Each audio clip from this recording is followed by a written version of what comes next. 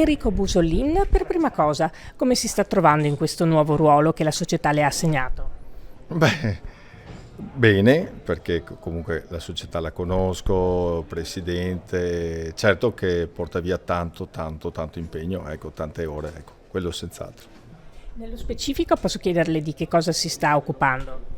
Ma tutte problematiche che possono essere dal settore giovanile alla ricerca di campi nuovi dove mandare a giocare i ragazzi dell'agonistica dal prossimo anno, organizzare il gruppo squadra sicuramente, piuttosto che tutto quello che riguarda l'organizzazione, ecco, diciamo. Per quanto riguarda le novità di questa squadra a partire dallo staff, che cosa ne pensa?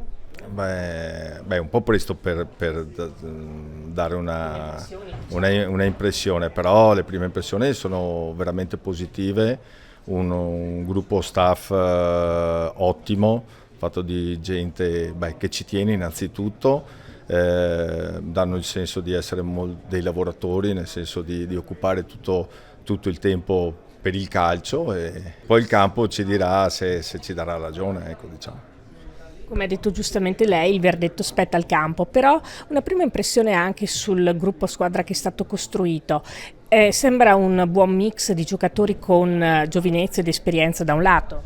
No, diciamo una squadra piuttosto giovane, fatto di giocatori di prospettiva, perciò anche ragazzi magari giovani ma che abbiano già fatto 1-2 anni tra i professionisti.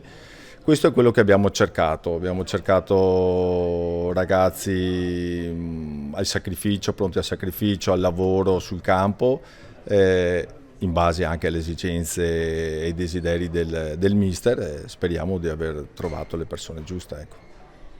E per quanto riguarda mister Tacchinardi, una prima impressione su di lui quando avete discusso per appunto l'allestimento della squadra, che cosa ci può dire? È una persona molto disponibile.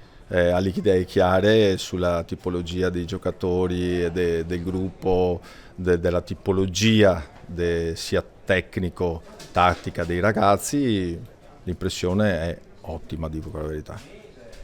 Non posso chiederle ovviamente promesse o proclami, ci mancherebbe, però un messaggio che vuole dare fin d'ora alla Piazza Mestrina con tutte queste novità che sono state fatte. Non dimentichiamo che quest'anno è tutto completamente nuovo, perciò sarà una macchina da rodare, ci vorrà il tempo necessario per far sì che questa macchina prenda i giri giusti, è anche presto per dare degli obiettivi, dico la verità, perché per tutta la serie di motivi che elencavo adesso, però noi siamo tanto fiduciosi su un bel campionato.